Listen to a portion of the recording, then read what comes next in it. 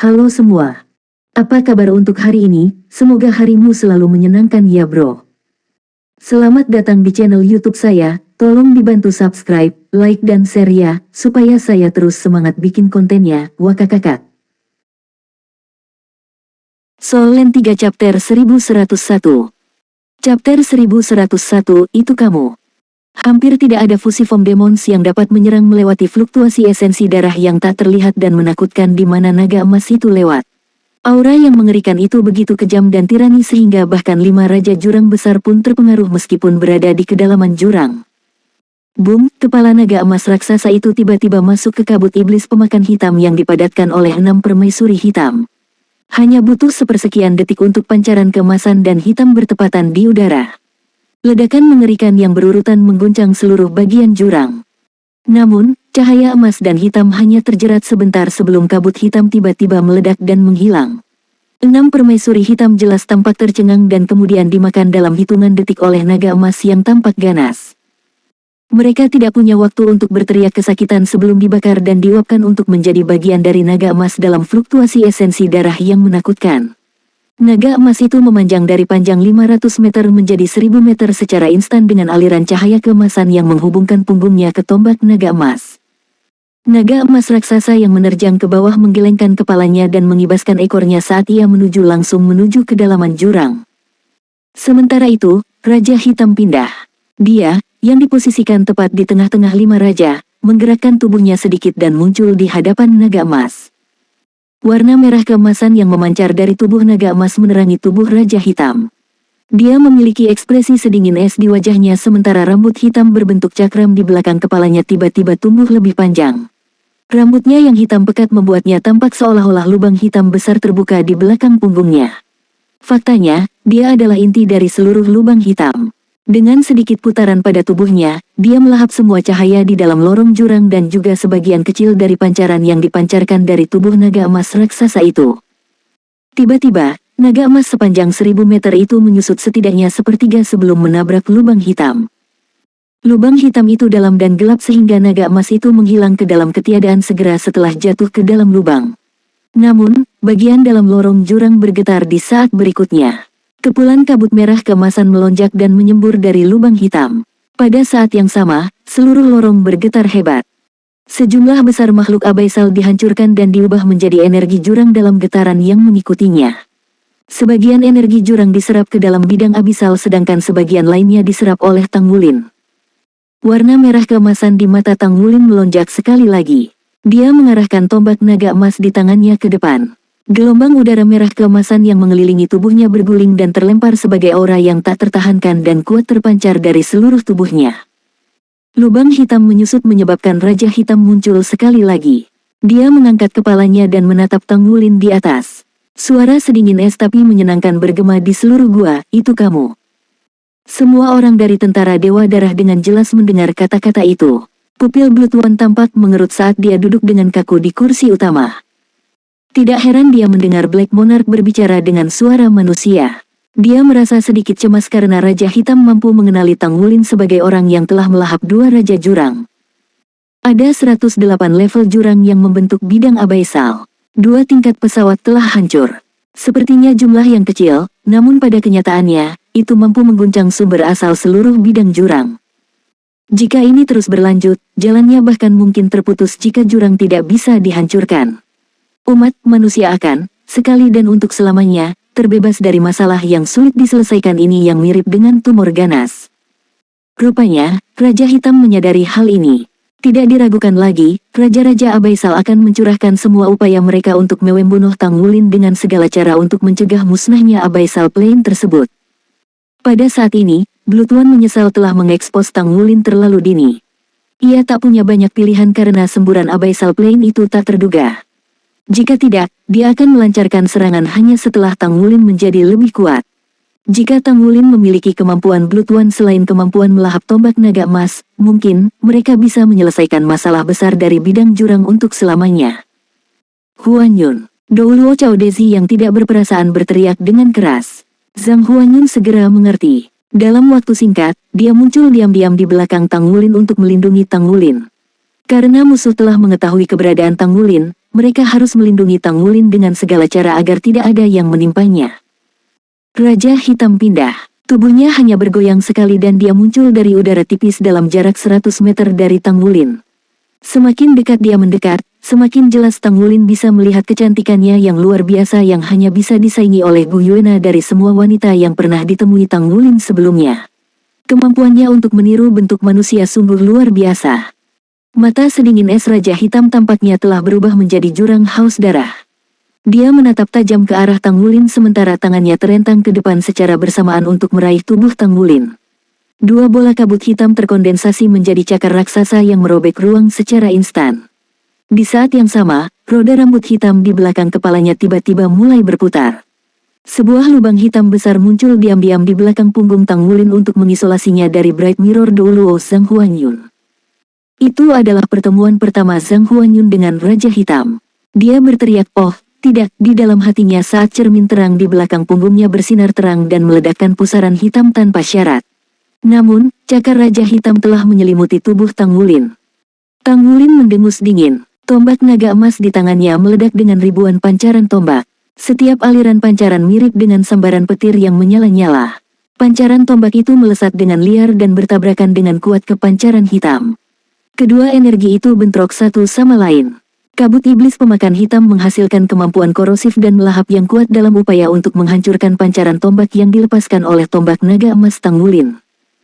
Fluktuasi esensi darah Tang Wulin meningkat ke titik tertinggi. Dia berharap bisa menyalurkan lebih banyak kekuatan esensi darah untuk meredakan ketidaknyamanan di tubuhnya. Secara alami, dia mengarahkan semua kekuatan esensi darah di tubuhnya ke tombak tanpa reservasi sedikit pun. Sekaligus, aliran cahaya merah keemasan tiba-tiba menyusut dan meledak dengan momentum yang tak tergoyahkan. Mereka menyatu bersama dan berubah menjadi tombak merah keemasan padat yang menembus dua cakar tajam ke wajah Raja Hitam. Raja Hitam tidak berusaha mengelak, tetapi dia mengeluarkan kegembiraan dingin.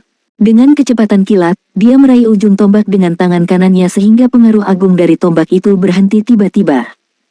Keduanya sangat khawatir. Tang Wulin merasa makhluk di hadapannya bahkan bukan makhluk dalam bentuk manusia tetapi lubang hitam yang sangat besar. Kekuatan melahap yang sangat besar terpancar dengan marah dari teknik tombak 1000 jari menuduh, hampir menyedotnya hingga kering dalam sekejap.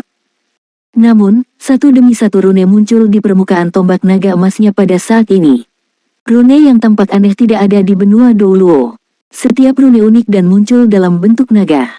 Mereka memanjang dan tumpang tindih satu sama lain berlapis-lapis di tombak naga emas yang kemudian berubah menjadi 1000 jari menuduh. Perasaan di lahap Tang Wulin berhenti tiba-tiba. Di sisi lain, wajah Raja Hitam berubah seolah-olah dia dibakar. Tiba-tiba, dia melepaskan cengkeraman tangan kanannya. Tang Wulin merasa berbeda sekarang ketika semburan energi yang sangat besar menghantam tubuhnya secara tiba-tiba. Dia mengeluarkan teriakan teredam saat darah merembes keluar dari 7 lubangnya. Pada saat itulah tombak naga emas melahap segumpal energi Raja Hitam melalui tempat yang direbut oleh Raja Hitam. Energi mengalir ke tubuh Tang Wulin. Raja Hitam menatap Tang Wulin dengan tatapan membara. Dia dipenuhi dengan niat membunuh yang dapat menyebabkan pergolakan di surga saat ini. Tangan kanannya mengepal dan tiba-tiba mengayunkan pukulan. Seluruh lorong jurang terhenti. Ukuran tinjunya hampir sama dengan diameter lorong jurang. Meskipun Tang Wulin berhasil menyerap energi Raja Hitam sebelumnya, dia merasa tubuhnya hampir meledak karena kenyang. Tidak mungkin dia bisa mengubah energi dalam jumlah besar untuk membalas saat ini. Soul Land 3 Chapter 1102. Chapter 1102, Penjaga 9 Roh. Tang Wulin masih jauh di bawah standar Raja Hitam dilihat dari kualitas intrinsik mereka. Tidak ada tempat yang bisa dia hindari saat ini. Selain itu, pukulan Black Monarch jelas merupakan serangan peringkat limit Douluo. Bagaimana dia memiliki kesempatan untuk menahannya? Latar belakang hitam di belakang Tang Wulin berangsur-angsur memudar untuk memperlihatkan cermin terang yang tergantung tinggi di udara. Pada saat yang sama, teriakan nyaring dan nyaring bergema di sekitarnya. Semua cara langit dan bumi, jiwa Douluo, siklus dewa darah, segel. Suara itu milik Blood One. Dengan seruannya yang menderu, pancaran 9 warna mengalir di sepanjang dan luasnya pintu keluar lorong itu sekaligus. Sebuah rune raksasa turun dari langit untuk menandai bagian itu. Dengan segera, pancaran 9 warna muncul dari area yang mengelilingi lorong dan permukaan dinding. Pancaran yang bersirkulasi menyebabkan pancaran hitam yang dipancarkan dari pukulan Black Monarch menyusut. Itu bukanlah kekuatan Hairless Douluo, tapi kekuatan planar dari seluruh bidang benua Douluo. Dari perspektif benua Douluo, makhluk abaisal adalah penyerbu dari alam dunia lain, jadi itu secara inheren akan ditolak oleh bidang benua Douluo. Jika tidak, benua Douluo tidak akan mampu menahan 108 tingkat jurang sejak 6.000 tahun yang lalu. Segel bagian itu telah memanfaatkan kekuatan planar benua Douluo sejak awal waktu untuk mengunci tempat itu. Saat ini, Blood One menyalurkan kekuatan planar melalui arai besar Dewa Darah untuk melawan Raja Hitam. Pada saat yang sama, itu juga digunakan untuk menekan jalur abaisal sehingga makhluk abaisal yang kuat yang datang menyerang bisa dilemahkan. Jika bukan karena kehadiran arai besar Dewa Darah, bagaimana mungkin umat manusia bisa menekan bidang jurang selama 6.000 tahun? Aliran cahaya terang menyapu area di atas kepala Tanggulin. Cahaya itu berubah 3 kali di langit sebelum bertepatan dengan roh surga dan bumi di pesawat benua Douluo berputar 9 kali sebelum akhirnya meledakkan pukulan Raja Hitam. Badai energi yang kuat meletus di bagian itu secara instan. Tubuh Tanggulin tiba-tiba menghilang dalam cahaya putih yang intens. Ini adalah bagian yang luar biasa dari menggunakan keterampilan jiwa domain. Cermin cerah Douluo Zhang Huanyun menyerap tubuh Tanggulin secara langsung melalui domain cerminnya yang terang dan menggabungkan kekuatannya dengan arai agung Dewa Darah untuk melawan Raja Hitam dengan paksa. Tepat saat itulah Black Monarch mengungkapkan kemampuan peringkat Raja Abyssal Plane-nya. Dia tetap tertahan di udara dalam badai energi yang menakutkan. Meskipun terkena dampak yang begitu kuat, dia melayang seperti patung dan hampir tidak terguncang sementara matanya bersinar dengan pancaran yang mirip dengan sepasang permata hitam. Tangannya bergerak secara ritmis dan lembut di depan tubuhnya saat dia menyulap gumpalan sutra hitam di antara jarinya yang berputar menuju Bright Mirror Douluo. Zhang Huanyun tidak memilih untuk membalas dengan kekerasan. Dia sudah maju ke peringkat limit Douluo dan bahkan memiliki satu set armor pertempuran 4 kata. Setidaknya, dia harus bisa melawan Raja Hitam bahkan jika dia gagal mengalahkannya. Hanya ada Zhang Huanyun dan Blood One dari tentara Dewa Darah yang merupakan 2 pilar utama kekuatan. Seseorang tidak hanya harus mengandalkan kekuatannya ketika bertarung melawan raja-raja abaisal kelas atas, yang lebih penting, seseorang harus melibatkan seluruh kekuatan planar benua Douluo untuk melawannya. Jika tidak, mereka tidak akan memiliki kesempatan untuk mengalahkan Raja Abaisal dengan mengandalkan kekuatan mereka sendiri. Itulah mengapa Blood One memilih untuk menggabungkan usahanya dengan 8 Dewa Darah lainnya untuk meluncurkan arai besar Dewa Darah dan tidak melibatkan musuh sendirian. Selama arai besar Dewa Darah stabil, dominasi pesawat benua Douluo bisa dirasakan. Terlepas dari kekuatan Raja Hitam dan status setengah dewanya, dia tidak bisa sepenuhnya melepaskan potensi terkuatnya ketika Abyssal Plane ditekan oleh pesawat benua Douluo. Ketika satu pihak melemah dan yang lain diperkuat, akan lebih mudah bagi umat manusia untuk menahan Raja Hitam. Tanggulin mampu mengancam asal mula kehidupan raja-raja jurang, jadi dia dianggap kartu truf umat manusia. Bahkan dengan kekuatan yang begitu hebat, Raja Hitam tidak berani menantang arai agung Dewa Darah sendirian. Mungkinkah dia khawatir Tanggulin bisa melahap kekuatan asalnya setelah menyaksikan kemampuannya? Oleh karena itu, Zhang Huanyun membawa serta Tanggulin saat mereka mundur. Hal terpenting sekarang adalah menstabilkan situasi saat ini. Sinar putih bersinar dan Zhang Huanyun sudah keluar dari arai besar Dewa Darah. Dia tidak terus bertarung dengan Raja Hitam. Pada saat yang sama, Tanggulin tampak berkilauan dengan pancaran merah keemasan di samping Zhang Huanyun. Semuanya terjadi dalam sekejap mata. Namun demikian, itu disaksikan oleh setiap prajurit di tentara Dewa Darah. Mereka melihat Tanggulin menggunakan pengaruhnya yang kuat untuk memusnahkan 6 ratu hitam dalam sepersekian detik dan bertarung dengan gagah berani melawan Raja Hitam. Siluet merah keemasannya mendominasi seluruh pemandangan yang tertanam dalam di benak semua orang. Tanggulin sudah menjadi pahlawan tentara setelah mereka menyaksikan penampilannya di tantangan jaringan pertempuran bintang federal. Namun, mereka tidak merasakan sejauh mana kekuatan Tanggulin saat itu. Bagaimanapun, dia bertarung melawan Master Armor pertempuran 3 kata di bawah batasan kompetisi. Baru sekarang mereka menjadi saksi dari kemampuan bertarung Tanggulin yang menakutkan. Naga emas raksasa dengan panjang lebih dari 500 meter meninggalkan kesan yang begitu mendalam sehingga mengejutkan mereka sampai ke intinya. Saat ini, Tanggulin dengan pancaran merah keemasan yang mengelilingi tubuhnya terus meluas sementara aura di tubuhnya sebagian terlihat. Energi enam permaisuri begitu keluar dari dunia ini sehingga Tang Wulin tidak dapat menyerap sebagian besar darinya. Sisa energi dikeluarkan melalui serangan. Bagaimanapun, kekuatan asal Ratu Hitam masih tertanam ke dalam tubuhnya. Inti naga dan inti jiwa Tang Wulin beredar berlebihan. Dengan demikian, aura yang dipancarkan dari tubuhnya sangat tidak stabil. Jika seorang master jiwa biasa telah menyerap energi dalam jumlah besar, tubuh master jiwa akan meledak. Namun, Tang Wulin berbeda. Dia memiliki tubuh yang dapat menahan energi yang sangat besar. Lebih penting lagi, Life Seed merasa puas dengan Tang Wulin sebagai tubuh inangnya sekarang setelah menyerap benih pesawat dari dua Raja Jurang. Kekuatan hidup yang tebal di tubuh Tang Wulin melindunginya. Tang Wulin sama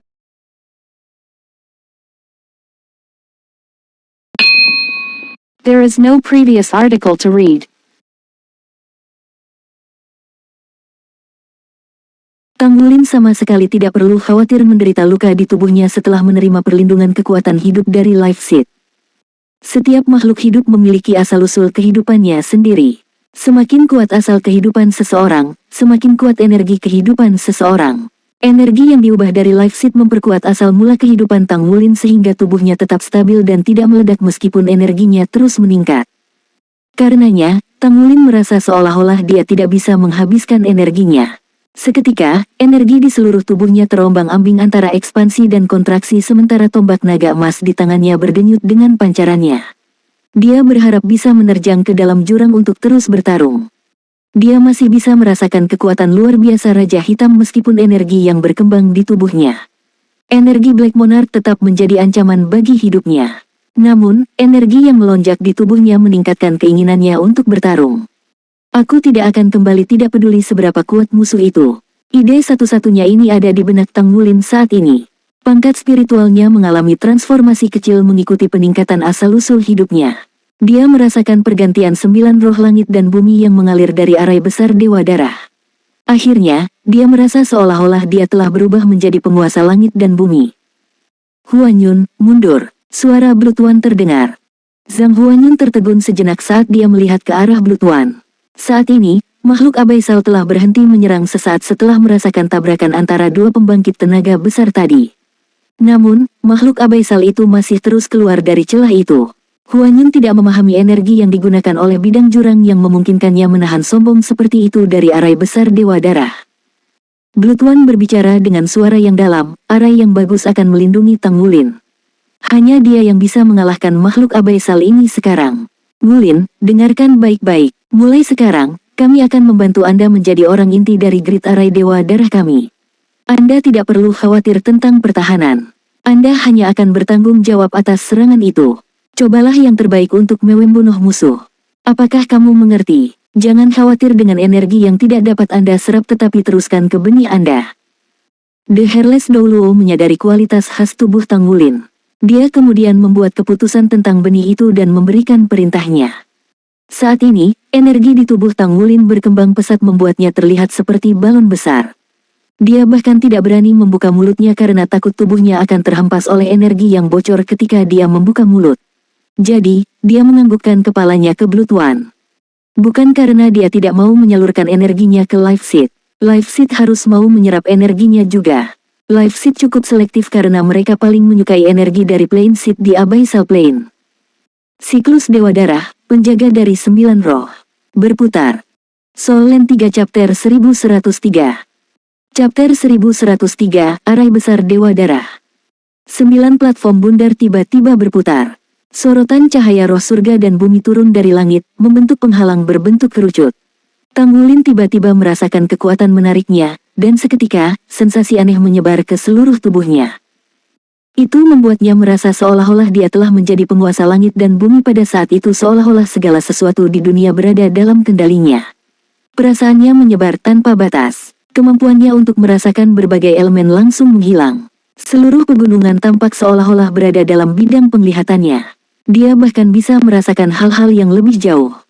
Dia merasa seperti takdir seluruh benua Douluo bergantung padanya. Ini membuat indranya menjadi sangat jelas. Dia merasakan perubahan yang luar biasa dalam dirinya. Perasaan kembung yang dia miliki di tubuhnya hilang sama sekali. Ini karena dia sekarang merasa dia maha kuasa. Dengan dukungan dari roh surga dan bumi, dia menjadi sangat kuat. Tombak naga emas di tangannya sangat panas sekarang, dan dia mendengar raungan naga yang memekakkan telinga bergema di telinganya. Tombak naga emasnya sepertinya menjadi hidup, bersinar tidak seperti sebelumnya. Di dahi Tanggulin, tanda yang dibentuk oleh Life Seed menjadi lebih terlihat. Gumpalan lampu hijau tiba-tiba melayang keluar dari dahi Tanggulin. Roh surga dan bumi yang dimasukkan ke dalam tubuhnya dengan arai dewa darah tiba-tiba mengalir ke arah yang berlawanan. Seketika, seluruh penghalang cahaya ditutupi oleh lingkaran cahaya hijau. Sumber kehidupan yang sangat padat langsung menyebar ke seluruh larik. Ketika mereka merasakan efek dari lingkaran hijau ini, 9 dewa darah, dari darah 1 hingga darah 9, memiliki ekspresi terkejut di wajah mereka. Ini karena mereka dapat dengan jelas merasakan bahwa kekuatan hidup mereka sendiri sangat diperkuat.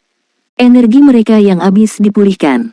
Yang lebih aneh lagi, dengan penguatan sumber kehidupan ini, roh surga dan bumi yang semula berada di bawah bimbingan arai besar dewa darah tiba-tiba meningkat.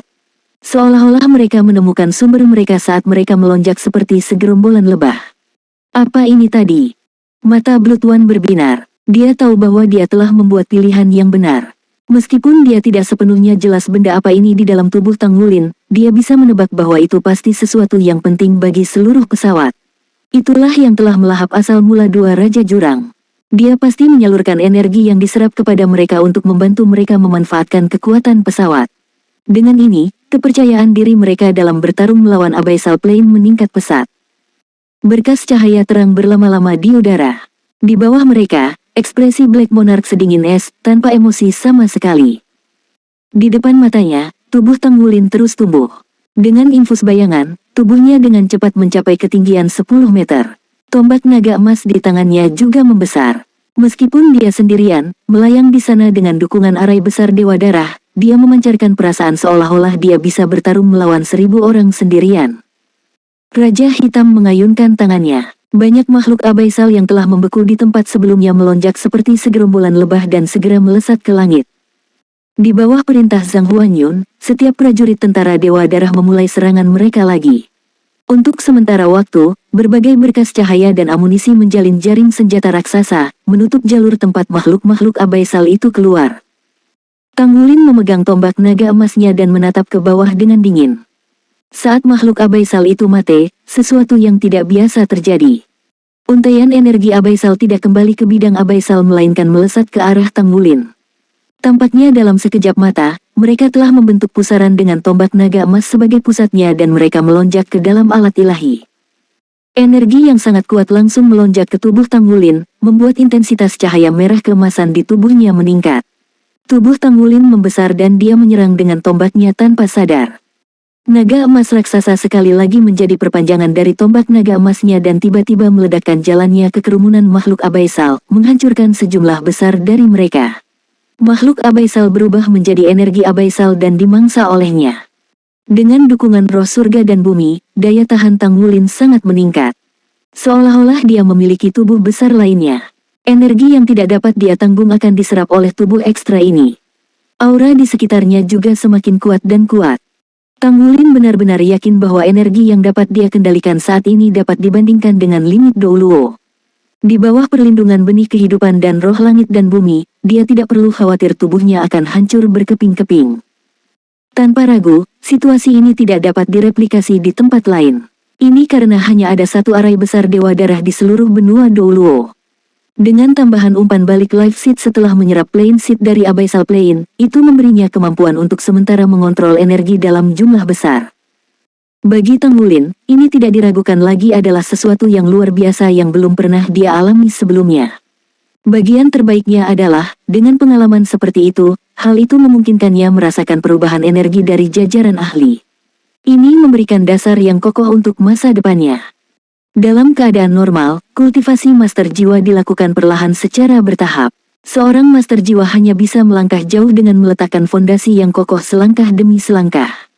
Itu seperti yang dikatakan Divine Craftsman Zhenhua kepada Tanggulin sebelumnya, jika dia bersedia berspesialisasi dalam menempa, dia dapat membantunya dengan cepat mencapai peringkat judul Douluo melalui metode tertentu. Namun, Tanggulin telah menolak tawaran ini. Ini karena jika dia mengambil jalan pintas, fundamentalnya tidak akan cukup kuat. Akan sulit baginya untuk mencapai peringkat yang lebih tinggi di masa depan. Tang Wulin telah berkultivasi selama bertahun-tahun. Dapat dikatakan bahwa dia memiliki pemahaman yang kuat tentang fundamental. Bahkan saat dia menyerap energi abyssal plane ini, fondasinya sangat stabil karena dia memiliki dua inti yang hebat, inti naga dan inti jiwa yang dia kembangkan sendiri, sebagai energi intinya.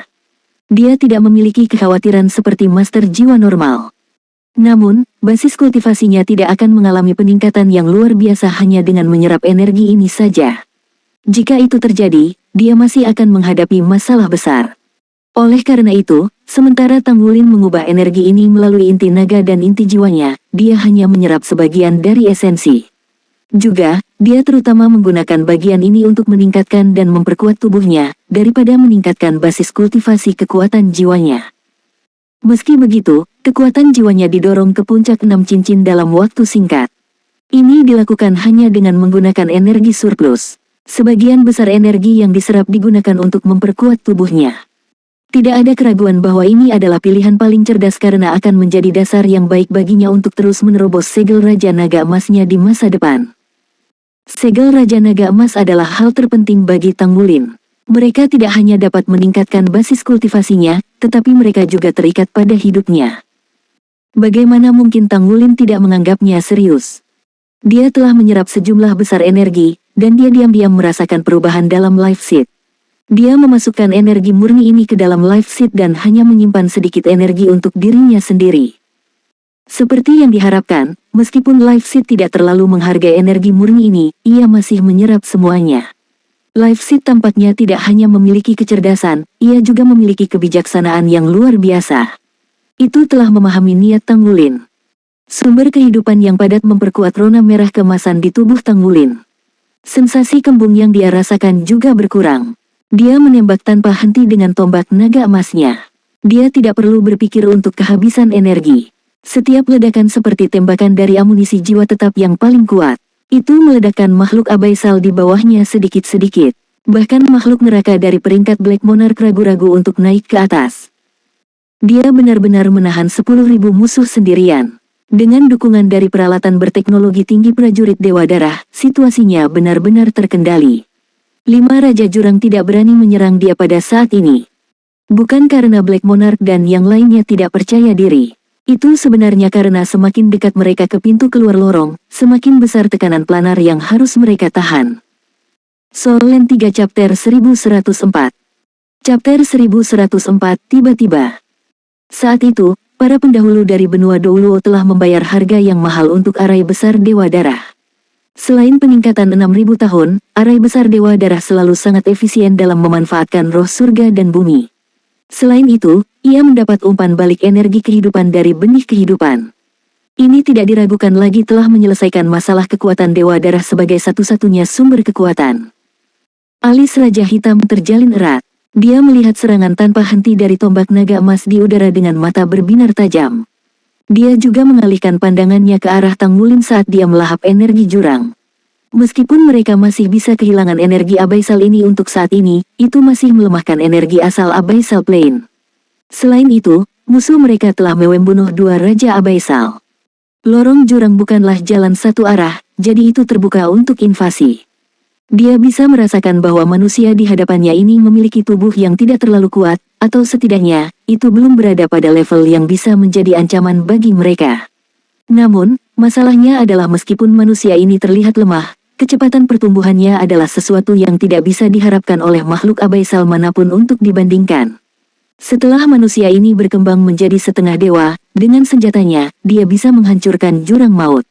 Jika tidak ada yang lain, kehadirannya akan membuat abyssal plane sangat sulit untuk menyerang dunia manusia lagi.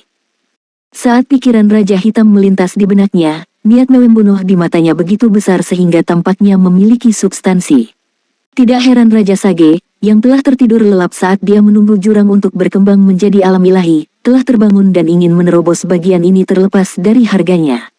Benar-benar ada manusia yang bisa mengancam keberadaan mereka saat ini. Tidak peduli apa, mereka harus membunuh manusia saat dia masih dalam buayan.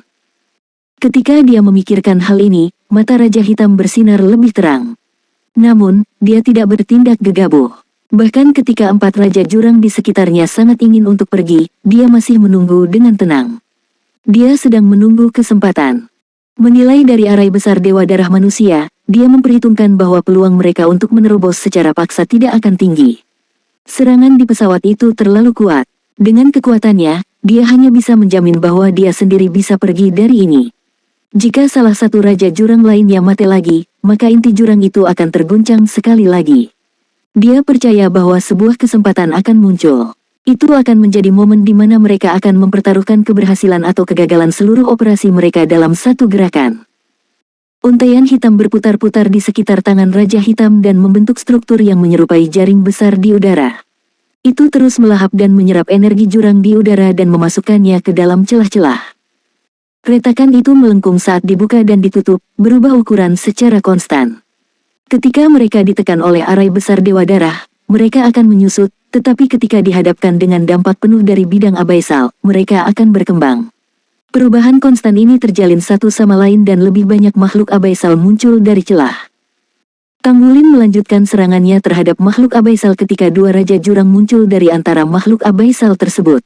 Meskipun mereka bukan dari peringkat monark, mereka jelas ahli dalam catatan abaisal. Bloodone mengatur barisan besar saat dia mengamati kondisi bidang jurang di bawahnya. Tatapannya seperti sumur yang mengering, tidak bergerak dengan sedikit riak. Dia tidak terlalu khawatir saat ini. Arai besar Dewa Darah sudah berjalan lancar. Jika Abyssal Plane ingin mempertahankan retakan, mereka harus terus membayar mahal. Meskipun energi jurang akan dikembalikan kepada mereka, tidak mudah bagi mereka untuk mengubah energi daur ulang menjadi kekuatan tempur. Jika gesekan ini terus berlanjut, selama mereka tidak membobol segel pada akhirnya, mereka pasti akan menderita pukulan hebat pada jumlah mereka. Mereka mungkin tidak memiliki kemampuan untuk memulai gelombang abaisal lain dalam ratusan tahun. Dengan arai besar Dewa Darah menerima masukan dari benih kehidupan, kondisinya saat ini tidak bisa lebih baik lagi. Tanggulin didukung oleh banyak orang. Bloodone yakin bahwa kecuali dewa sejati muncul, tidak ada yang bisa berharap untuk melewatinya. Tanggulin berada di bawah peningkatan arai besar Dewa Darah. Setidaknya, di lokasi ini, dia adalah setengah dewa yang sangat kuat. Bukan karena dia sendiri yang mencapai peringkat ini. Itu karena, dalam proses serangannya, dia telah memanfaatkan roh langit dan bumi yang mengeluarkan gelombang kejut energi. Bahkan jika Raja terkuat dari Abyssal Plane tiba, dia mungkin tidak bisa keluar dari jalur tersebut. Juga, dengan keberadaan benih kehidupan, siapa yang berani mempertaruhkan nyawa mereka melawan Tanggulin? Itu adalah tombak naga emas yang bahkan bisa melahap benih pesawat. Oleh karena itu, ketika Tanggulin berdiri dengan mantap dan mempertahankan pembomannya, Bloodone tahu bahwa tidak mungkin tentara Dewa Darah akan kalah dalam perang ini lagi. Bahkan dia tidak menyangka Tanggulin bisa menjadi pilar untuk menekan Abyssal Plane ketika dia bahkan tidak memiliki basis kultivasi 7 cincin. Saat dia melihat Tanggulin, melayang di udara dengan baju besi emasnya yang bersinar dengan kecemerlangan yang tak tertandingi, dia merasa bersalah untuk pertama kalinya. Dia menyesal menggunakan taktiknya untuk menghalangi Tanggulin agar putrinya tidak terlalu dekat dengannya. Dia dapat melihat bahwa pemuda ini memikul beban yang luar biasa berat untuk seseorang yang begitu muda, tetapi dia juga memiliki potensi dan kekuatan besar yang jauh melampaui usianya. Sebagai pejabat tinggi di ketentaraan, tentu saja, dia mengerti apa arai besar Dewa Darah itu. Dia terkejut bahwa dia dapat mempertahankan seluruh arai besar pada tingkat seperti itu hanya dengan menggunakan kekuatan Tanggulin. Ini berarti selama dia ada di sini, hampir tidak mungkin Abyssal Plane keluar dari jalur tersebut. Tanpa ragu, setelah pertempuran ini, Tanggulin akan sangat terkenal di ketentaraan. Gengsinya bahkan mungkin melampaui Zhang Huanyun ketika dia berada di usia yang sama. Bagaimanapun, meskipun Zhang Huanyun sangat berbakat dengan bakat alami, dia tidak memiliki kemampuan untuk menjaga lorong jurang sendirian. Selama Tanggulin setuju, tidak ada keraguan bahwa cermin cerah Douluo Zhang Huanyun tidak diragukan lagi akan meninggalkan pos komandan tentara Dewa Darah kepadanya. Ini karena tidak ada orang yang lebih cocok darinya. Dia pasti akan mendapat dukungan dari seluruh pasukan. Sayangnya, sudah terlambat baginya untuk menyesali hal itu sekarang, tetapi pemuda ini tampaknya tidak menyimpan dendam, untungnya. Ketika dia memikirkan hal ini, tatapannya tidak bisa membantu tetapi mencari putrinya di antara massa. Dia menemukan Long Yuxue dengan cukup cepat. Sebagai kepala dinas rahasia, tugas Long Yuxue di medan perang adalah memberikan dukungan di tempat yang paling dibutuhkan.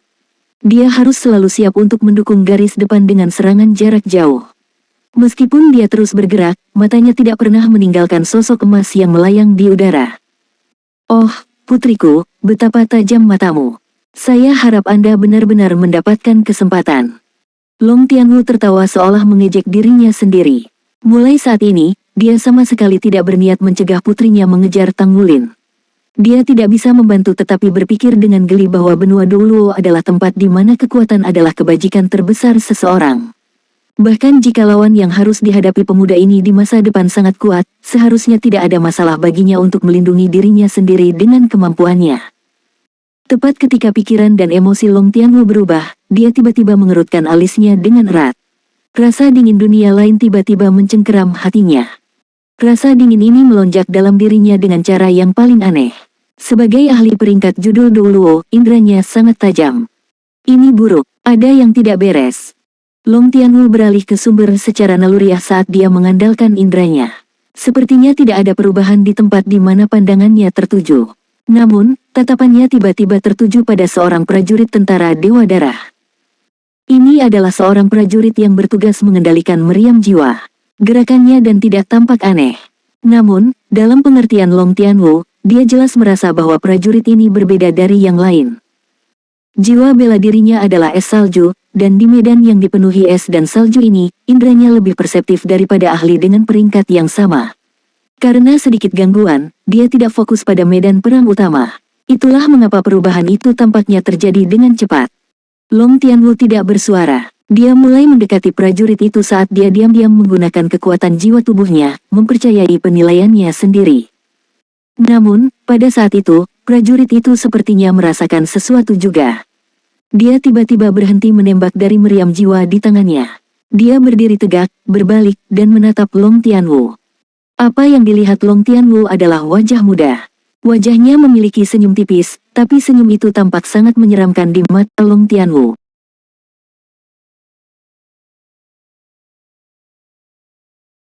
Wajahnya memiliki senyum tipis, tapi senyum itu tampak sangat menyeramkan di mata Long Tianwu. Ini. Detik berikutnya, prajurit itu bergerak. Dia langsung berubah menjadi gumpalan asap. Dia bukan satu-satunya. Ke arah yang berbeda, 8 sosok lainnya juga bergerak. Totalnya ada 9. Mereka sepertinya menerkam ke-9 Dewa Darah pada saat yang bersamaan. Mereka semua bergerak dengan kecepatan luar biasa dan tubuh mereka dengan cepat diselimuti oleh armor tempur. Mereka semua memiliki baju besi perang 3 kata, dan aura basis kultivasi mereka juga menunjukkan bahwa mereka memiliki peringkat judul Douluo. Mengerikan, aura jahat yang pekat keluar dari tubuh mereka. Untuk sementara waktu, arai besar Dewa Darah dipukul dengan aura jahat dari luar dan meskipun stabil, jelas terguncang sedikit.